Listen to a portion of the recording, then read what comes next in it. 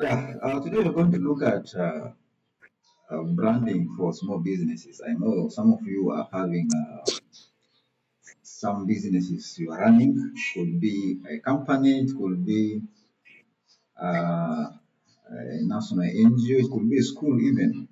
Okay, so we are going to look at how you can brand your business, however much small it is. So in this lesson, we're going to look at a lot of aspects related to branding. We can look at the approaches to branding. We can look at the role of social media in terms of building brand, and also we can look at some of the theories of branding a business. So that's what we're going to look at in this particular session. So branding is one of the important marketing tools companies today are using to make sure that they build a strong presence in the market. Otherwise, if you have a business but you have not built a brand, chances are high that the community will not be aware of your business. Okay, you can be operating from wherever you are located, but people will not be knowing you. And remember, we are living in a digital era. Everything has been digitalized. That means that you need to use all the means around to make sure that your presence is felt, whether within South Sudan, across the region, or even globally, because now we have the social media. Okay, the Facebook, you talk about the Twitter, you talk about the WhatsApp, whereby the whole world will be able to see what you are doing. So we can say that for a business to survive, for a business to grow, to expand, branding is very important. Okay, so this will now bring us to the concept of what exactly brand is. Brand is basically the name of the business. According to the American Marketing Association, they say that a brand is a name, a term or symbol, or a design, or even combination of all the elements which I've just mentioned to distinguish a product or services from the competitors. So that's the definition of brand according to the American Marketing Association. Okay. In a business, you can have more than two or three competitors. For example, let's talk institute. We are having competitors in the sector of education. So through brand, we are able to sell a unique product, okay, which can distinguish us as Risto Institute from other academic institutions of learning. You can have the construction companies, engineering companies, but you're not the only one doing construction. Okay, you have other companies. Therefore, you need a symbol, you need a name, you need a design so that when someone looks at it, we say, okay, this is Orem and Richard's company. Okay, so that's what they are referring to as a brand. And so now you know that a brand is not just a name. Okay. Initially, people thought that maybe when you talk of brand, the name Bristol Institute is a brand. My dear, it is beyond that. Okay. MTN is beyond that. It's not just about the name of the company, but it is a symbol, it is a design, it is a term, everything. You need to make sure that it distinguishes you from your competitors or what your competitors are selling. So that's the definition of branding or brand. Okay. So in talk of branding now is the process of you creating and promoting a specific symbol or image of your company. That's what we call branding. It's a process. Okay. So it is very important for us as an organization or as individual, even in politics. We also have branding in politics. Okay. So in talk of branding, it's not all about companies. It's not all about businesses. We have politicians who are branding themselves. We have political parties for branding themselves. Okay. We have even individuals. You can be branding yourself as individual. They know you as Marco Macho. That is your brand. You can have a symbol. When they see that symbol, they just know this is Marco Macho. Okay. So if you talk about branding, don't think that it's only about companies branding themselves, but it is rather political. It can be individual, even church. Nowadays, church they are also branding themselves. So that's what we call branding. So if you want to survive in a competitive business environment, you need to have a very strong branding. Otherwise, without branding, your survival is minimum. Okay. So with that, we can look at now the branding in global context. So this data I got it from Jonet Poll Report 2024. You can get it in your free time. Just type Joe Poll Report 2024. You get this data here. So here they are saying that European brands are the one leading with 37 share of the top 100 most admired brands in Africa. Okay, then followed by the American, which is 28%, and then we have also the Asian brand, which takes about 23.5%, and then 21 of the African market. That's what we call the overview of branding in a global context. Okay, so get that information and then look through what they have. Excuse me. So they have the list of top 100 brands in Africa, which is admired. So I'm going to look at a few of them. So they talk about Nike, Adidas, Samsung, Coca-Cola, Apple, which is now the most top brand, not only in Africa, but global. So you can see the power of branding. Okay, so if you don't know how branding works, so this lecture will actually give you a clue of how branding works and how important it is for the survival of the business. So let's look at the 5 top global brands admired in Africa. We have Nick. Nick is the first brand admired in Africa. So the category is it deals in the sport and fitnesses. Okay, and then the company is based in USA. So I'm quite sure that some of you must have put on a brand T-shirt, even shoe, which has that symbol of Nick. Okay, a very powerful brand. I remember one time I bought a shoe which has that symbol of Nick on it. Okay, but yet I didn't know where it is located, but now I've known that it is located in USA. It deals in sport and fitness. Okay, it is the first brand admired in Africa. In fact, almost every village you'll find Nick brands there. The second one is Adidas. Adidas also deals in sport and fitness. Okay, you have the t-shirt branded as Adidas. They have also bags. Even they have sports shoes. Okay, it is branded as Adidas, and it is located in Germany. That's the headquarter of Adidas. So it's also admired in Africa, almost in all the villages in Africa. You cannot go in one single village without seeing Adidas brand there. Adidas is always there. Then we have Samsung. Samsung is based in South Korea and it deals in electronic store computers. But now I think Samsung, people's perception about Samsung is declining. But initially, people used to go for Samsung telephones. But now I think Samsung is dropping in the market. So we shall discuss later why Samsung is no longer a big brand in Africa, especially. Okay, in those days, people could be having Samsung Galaxy. What? I don't know if you have ever bought a Samsung. I had my Samsung, but it wasn't a screen touch. It was a button phone, but a very good phone. Okay. So all the way from South Korea, I bought it when I'm here in South Sudan. It deep in my village. That is a brand. Okay. Then we have Coca-Cola is number 4. One of the most powerful and admired brands in Africa. Coca-Cola. It is a non-alcoholic beverage based in USA. I thought initially that Coca-Cola is an African company. Okay.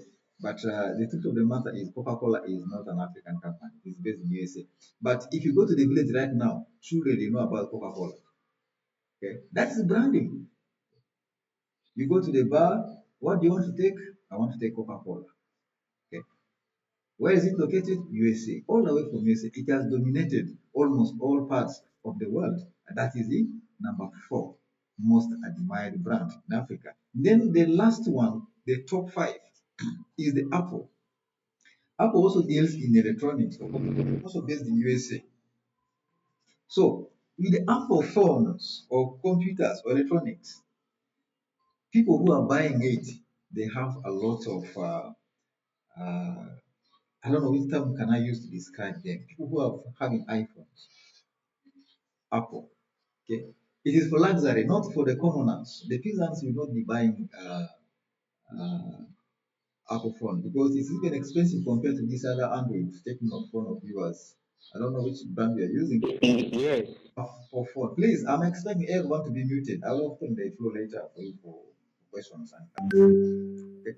So Apple, they also have computers. They have flat screen or screens, TVs, etc. Okay, that is the fifth most admired brand in African market. So with that, we can say that branding is a powerful tool to penetrate the market, regardless of the geographical boundary or challenges. Okay. Now let us focus on Africa. The same study, or that the same report from Joe Paul 2024, it says that 14% of the top 100 most admired brands in Africa for the second year, we have the MTN. Okay, this MTN network we are having here in South Sudan is the leading brand in Africa. Okay, you cannot go anywhere without talking about MTN. Here in South Sudan, almost every village you can find MTN antenna or booster there. That shows that they are very powerful brand in Africa. Okay, then we have Dangote, which is actually in Nigeria, Trade Kings, Glow, DSTV, and Ethiopian Airlines. These brands remain the top most admired on the continent, according to the Joe Report 2024. So, for us in Africa, we also have our top five leading brands. Okay? They are MTN. MTN is based in South Africa and it is a telecommunication company. Global, it is ranked number 11, but on the continent Africa, it is ranked number 1. Okay, then we have Dangote. Dangote is number 2 on the continent, but global it is ranked number 28, and it's basically a consumer non-cyclical kind of company, and it is based in Nigeria. Okay, I think that the owner of that company is now the first or the second richest person on the continent. Okay, then the third brand in Africa is DSTV, the sport lovers. They know what DSTV is, where it is based. DSTV is based in South Africa and it is a media company. Okay, if you are a football fan, you must be knowing what DSTV does, where they are headquartered. Okay, then the fourth one is Ethiopian Airlines, which is ranked number 43 globally, but in Africa it is ranked number 4.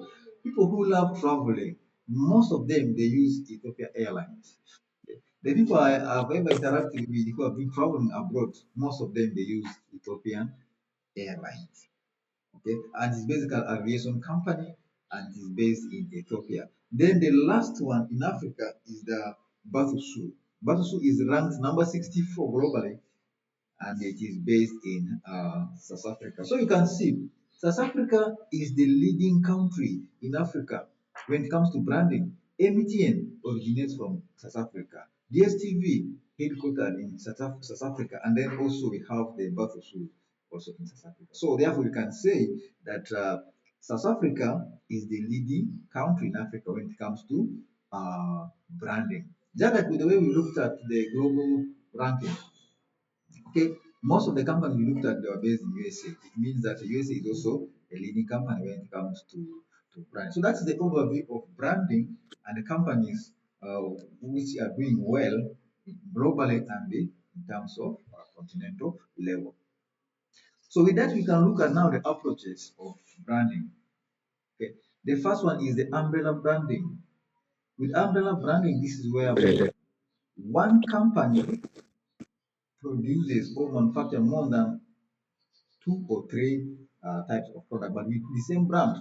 For example, the Apple company, they have a smartphone, they have this flat screen, and other forms of electronics. That's what we call umbrella branding. One company having brand of more than two or three products, which are all sold under one brand. Okay. For example, you can have Risto.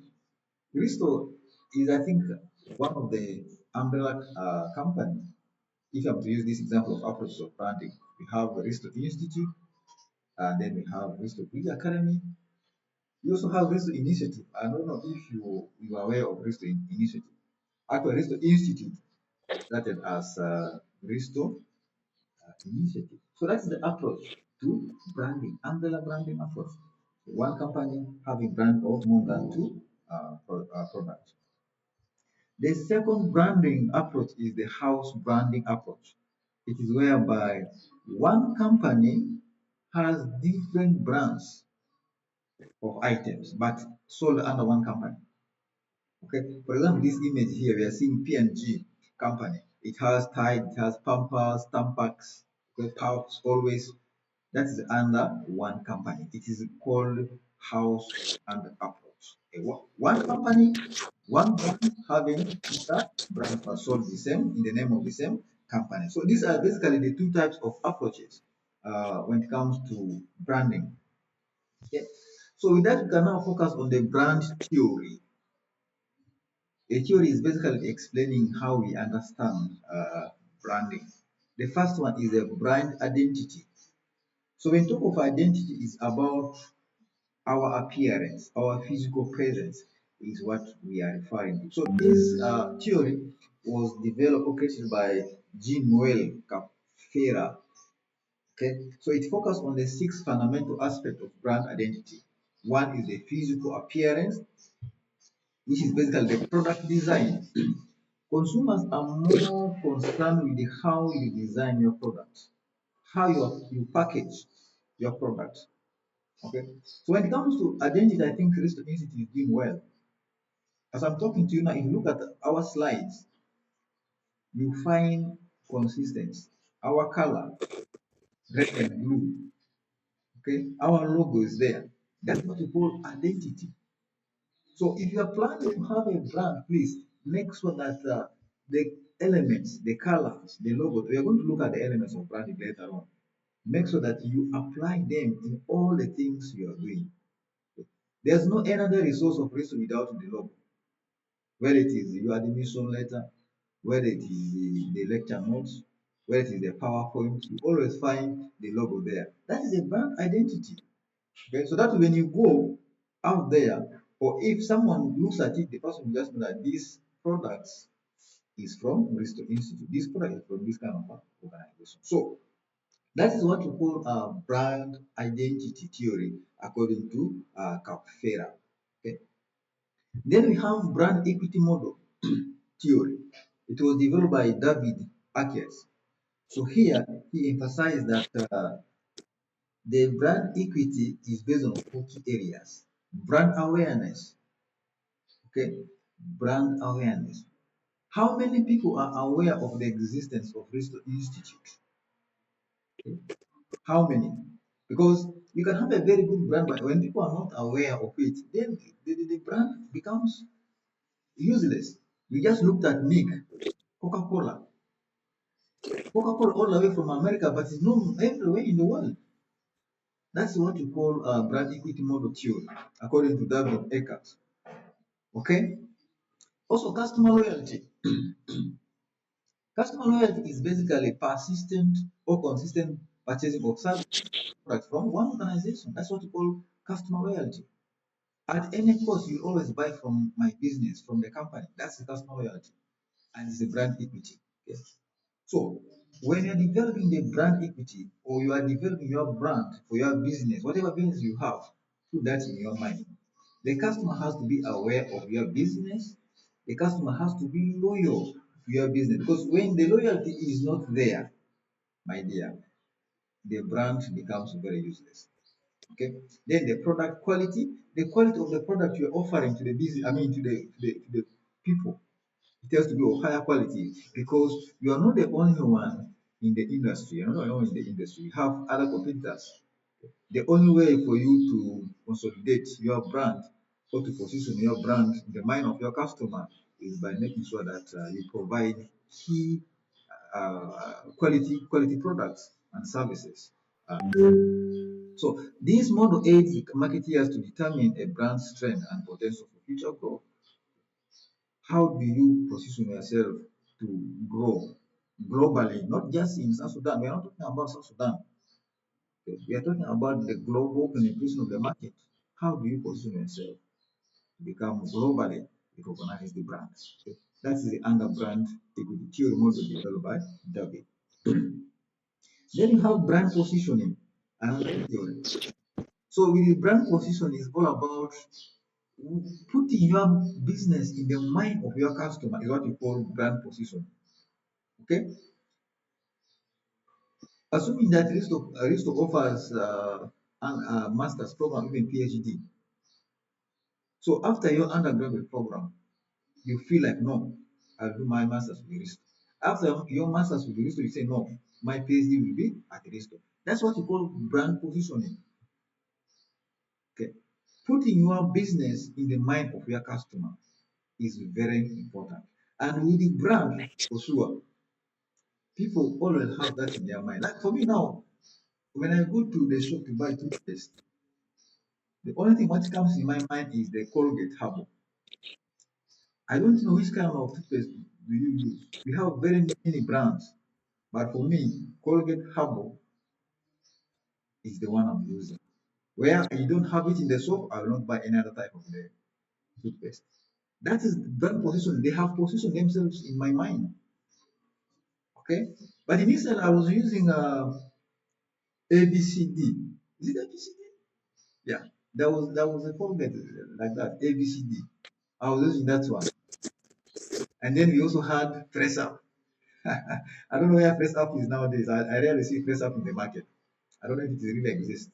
Okay. So now, with that, Colgate Harbour has positioned themselves or their names in my mind.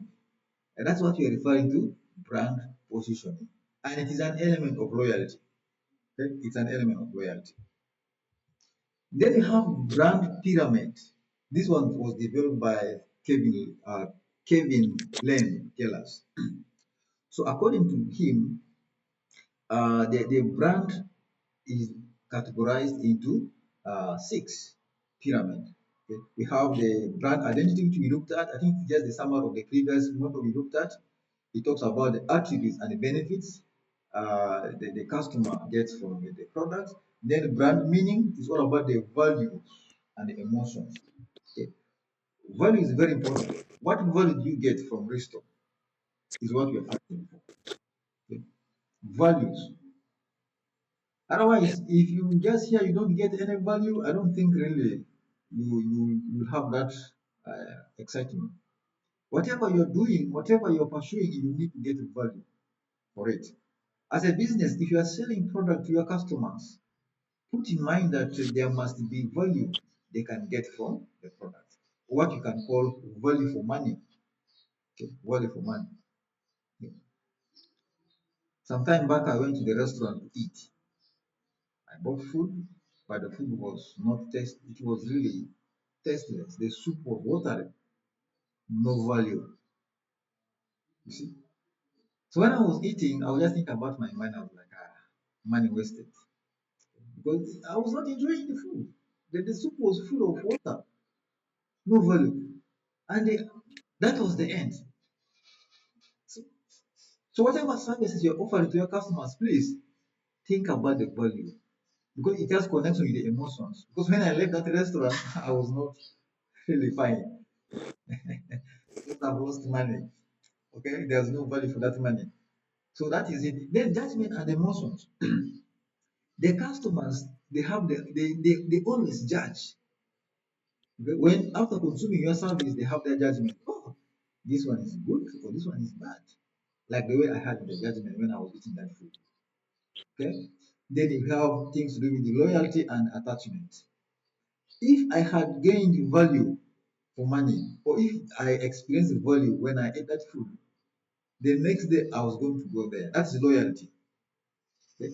That is loyalty. But I did not come back because there was no value. And loyalty depends on the value. Don't think that you can have a loyal customers when they are not receiving what? The value for their money. So that is about the branding pyramid. Just a combination of all the other things we looked at. Okay? The brand identity, leadership. Then emotional branding. Emotional branding is developed by Mark Goals. So the emotional branding is all about storytelling. What's your story? Okay. A business solving the problem of the customers, the challenges the customers are facing. It has a lot of emotions. Okay. It has a lot of emotions. For example, we're having issues of network. Okay. You buy your data today, the network is not good, and then the time expires. I mean, the data, yeah, the data expires. Okay. Your data has expired. So what has the company done? You went through that pain. You bought your data, internet was not working, and then the data expired. So if the company decide to refund you, to send you another data, that's the emotion. You feel like, wow, these people they really understand my problems. These people they really know what to do for their customer. But if that emotional attachment is not there, branding will not be possible. People will not look at your brand. Okay? So make sure that you always solve the challenges your customers are facing. Deal with them in the kind of situation they are going through. Okay? That's branding. And sometimes you find a company, or even the telecommunication company, or even the banks, they are sending to you they call it what happy birthday. Why are they sending to you the happy birthday? Emotional attachment. Okay, they are building their brand. They say, okay, but these people, they are not only about my money, they care about me. You feel part of the family. So basically, these are the theories of branding. Then now we can look at the elements, the elements of branding. The first one is logo. You need to have a logo. If you have a company without a logo, then it's very difficult for people to recognize you. You need to have a logo. Even with the small business you are doing, don't think that logo is only for big businesses. Okay? You have your restaurant, then you can have a logo for the restaurant. That's your brand. You are selling shop, you need to have logo. Even people who are charging phones, I'm not seeing them with logos. For them, they assume that logos is only for big organizations. Logo is only for big organizations. Even the big organizations, they started even when the company was small. Okay? So logo is very important. Then color scheme. You choose color. Color communicates. Color is a brand. Like I explained to you before. We always have red and green in whatever things we are doing. In our PowerPoint. That is a brand. You can see how beautiful the slide looks. Okay? That is a brand. In politics, in South Sudan, when you see red belongs to which party you know. When you go to Uganda, you Yes, see yes, really. red belongs to which party you know. So you can see, don't underrate the influence of color. Color is very important. Okay? Telecommunication companies here in South Sudan, we have MTN with yellow color. We have digital with the green color. We have digital with the green color. If I'm hearing myself, I'm hearing myself. please everyone mute your microphone. Okay. So I was saying that the telecommunication companies in South Sudan, they have colors to identify themselves. We have MTN with yellow, digital with the green. Okay? When Vivacell was here, we had Vivacell with the red. Zain is having his something like that. So the moment you see red, what comes in your mind? The moment you see yellow, what comes in your mind is MTN. When you see green, what comes in your mind is digital. For instance, when you see red and green, just know that this is Risto. Okay? Just imagine tomorrow you wake up one day, you find that our color is changed from red, green, now to blue and white. You just asking, this is Risto or this is another Risto? Okay? You see, color is very important. Then the font sizes or the font choices.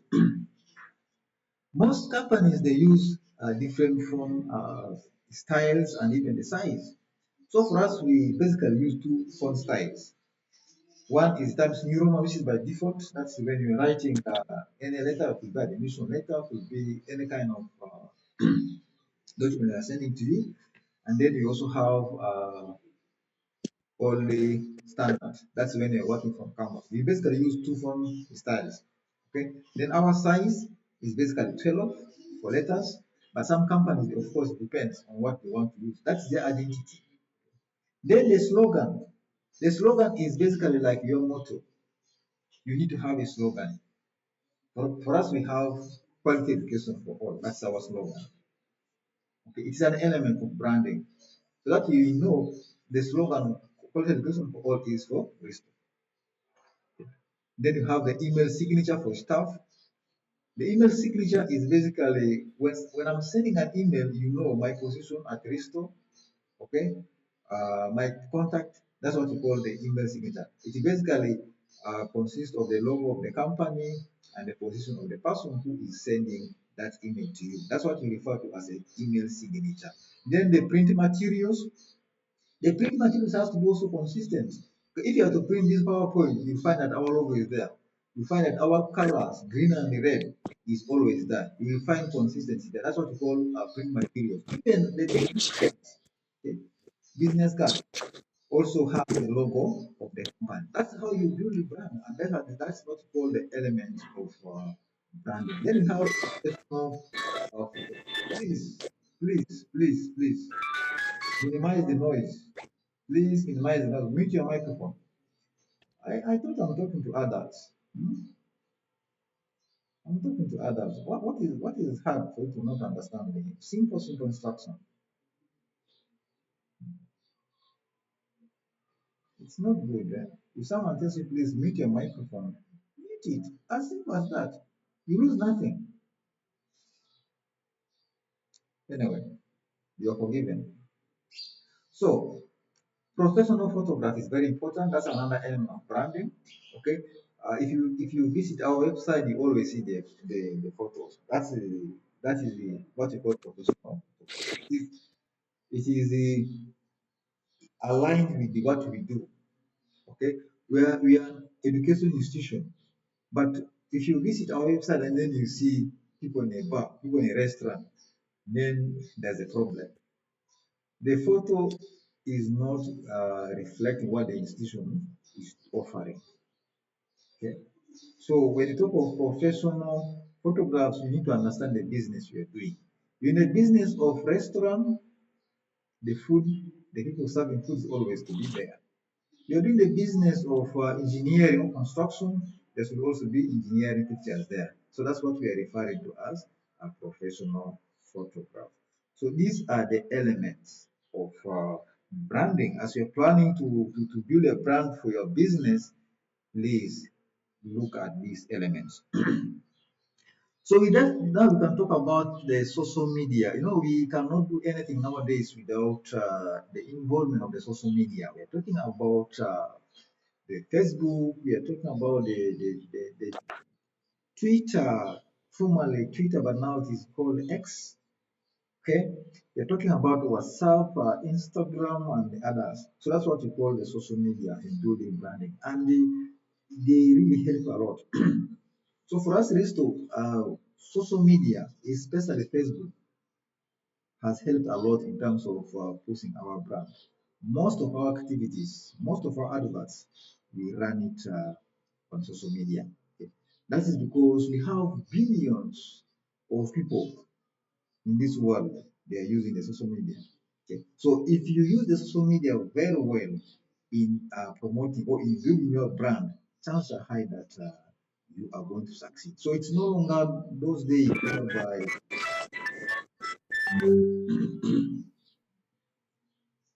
it's no longer those days whereby people are not connected. We are living in a digital era. The internet is everywhere. Power is always there. Though in some places you don't have uh, constant power, the internet is on and off, but still that does not mean we need to ignore the role of social media. So social media is not just about advertising your businesses. Okay, it actually brings you close to your customers. You can have a customer who is following you either from Uganda, yet you're based in South Sudan. You can have a customer in America or in China who could be interested in the products or services you are selling. So at this point, the social media can help you to make sure that you build a very strong brand. Okay, so how does the social media help in terms of building brand for your businesses? Some companies, depending on the size of the company, sometimes you find that the internal staff are the one managing the social media page of the organization. Okay, they post their things, they respond to the information, I mean the messages, the queries. But when the company has grown, they hire external people, the professional, the experts, to make sure that they manage their social media. For example, here in Juba, we have one social media or Facebook page called Hot in Juba. Hot in Juba has number of followers. So if you post your advert on Hot in Juba, chances of it being viewed by very many South Sudanese is high. Okay?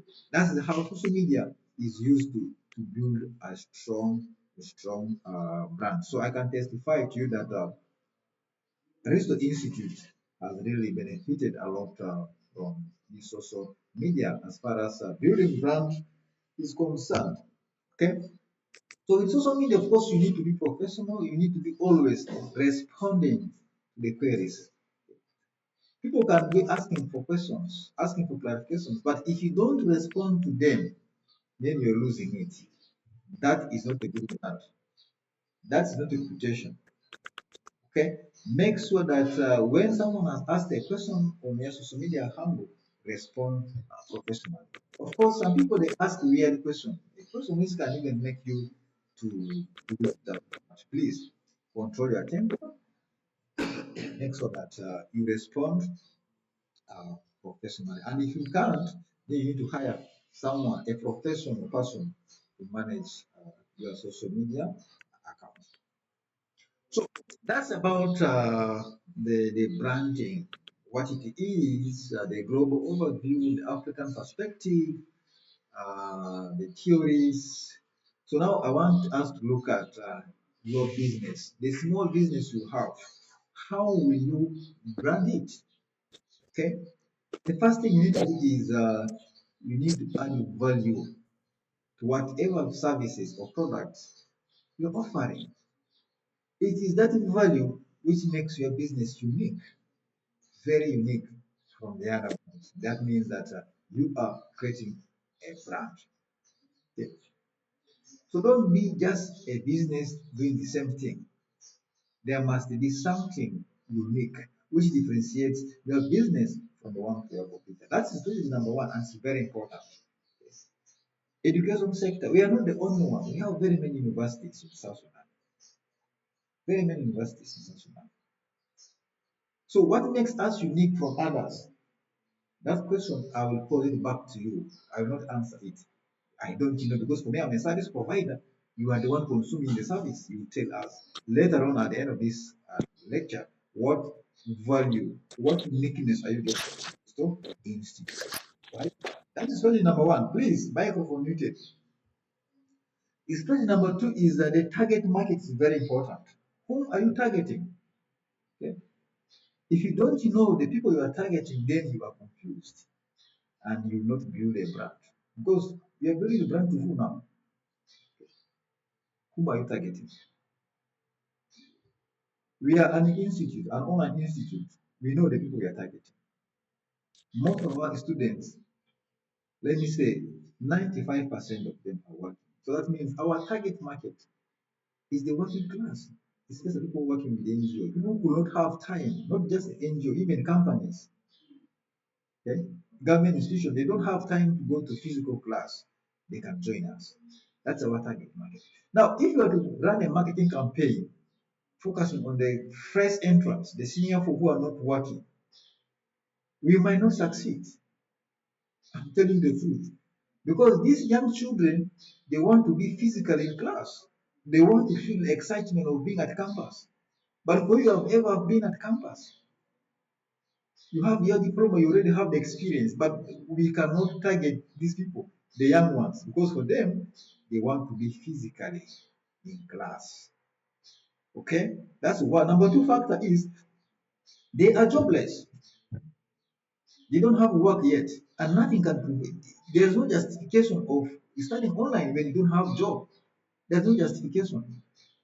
Okay? If you don't have a business, no justification.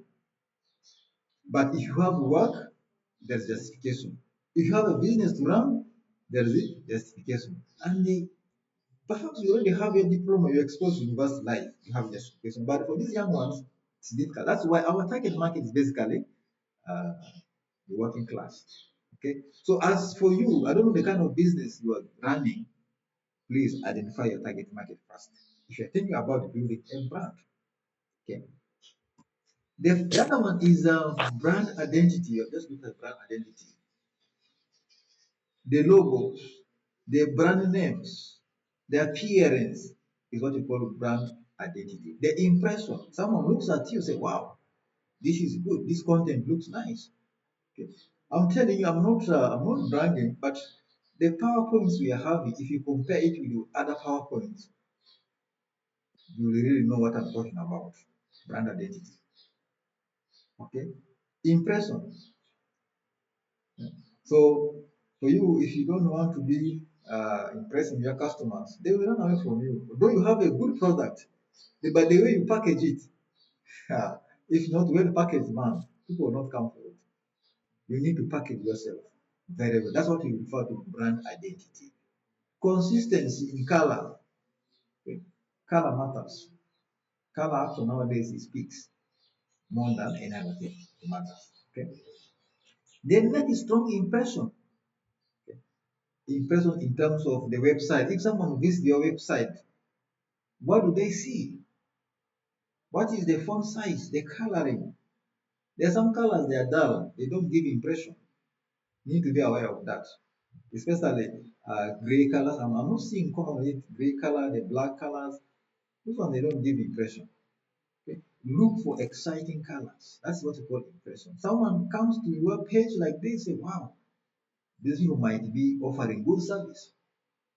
But for you, if the impression is zero, yet you have a good quality there, how will they know that you have good quality there? They will not know. Okay, so make sure that you have a font size, a graphic, anything which can be impressive when someone visits your website. Then provide quality value. Quality value. In this image, I'm using price versus value. You see, they are all balanced. Okay. What I'm paying for should be equivalent of the money. That is the value. Or should even exceed the money. I should feel that I've underpaid you.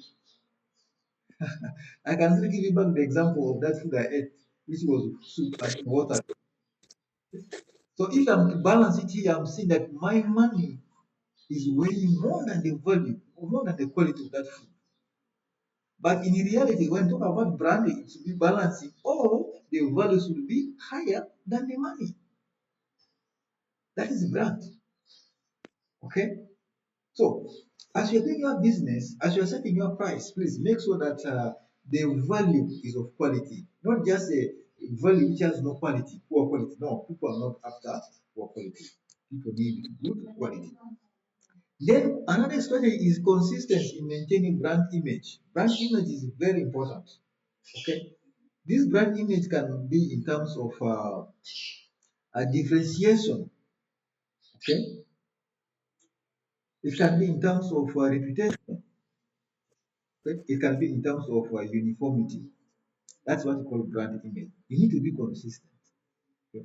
Today you're using black, tomorrow you're using green, the other day you're using yellow, the following week you're using red. Now, how will people know that this is really the real story? No. They will not know. They will be lost. They will be like, no, this is not the real story. No, this could be another thing else. It could be a trap or a scam and things like that. Okay. So you need to be consistent. The logo should be one. If you have to modify the logo, it should be just a small kind of modification, but it should not necessarily change it. Look at Adidas. Ever since I was born, Adidas is Adidas. I've not seen any other logo for Adidas. I've not seen any other color for Adidas. Even Coca-Cola. Coca-Cola remains Coca-Cola. Okay? The logo has not changed, the color has not changed. That is consistent. Okay? And what we are referring to as a brand image. Okay, so that's the last strategy of building a brand You need to know as you are developing your brand for your company, etc. So with that, we have come to the end of this presentation, and I want to open the floor now for clarification, for any comments, for any experience. If you have a business, you want to build a brand, so the time is now.